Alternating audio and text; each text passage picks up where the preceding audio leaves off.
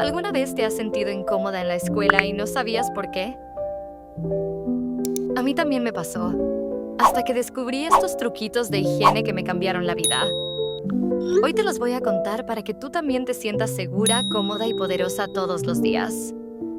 Porque sí, ser una chica preparada es ser una chica que brilla.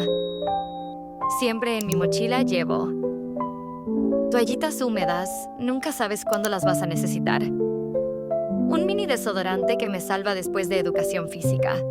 Enjuague bucal para sentirme fresca si no puedo cepillarme. Y cuando me bajan esos días, antes me angustiaba mucho, pero ahora tengo mi kit secreto. Toalla, papel, muda interior y pastillita. Con permiso de mamá, obvio. Y ropa oscura de repuesto, por si acaso. Olores o sudor. Tengo mis trucos. Polvo para pies o cambio de calcetas. Spray facial o agua de rosas para refrescarme. Y cuando el pelo no colabora, talquito o shampoo en seco. Para sentirme 10 de 10. Chicles sin azúcar. Gel antibacterial con aroma delicioso. Una lima mini que me ha salvado más de una vez.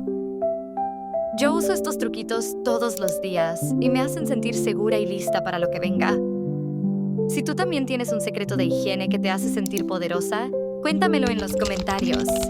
Y si quieres más tips para brillar con seguridad y estilo, suscríbete.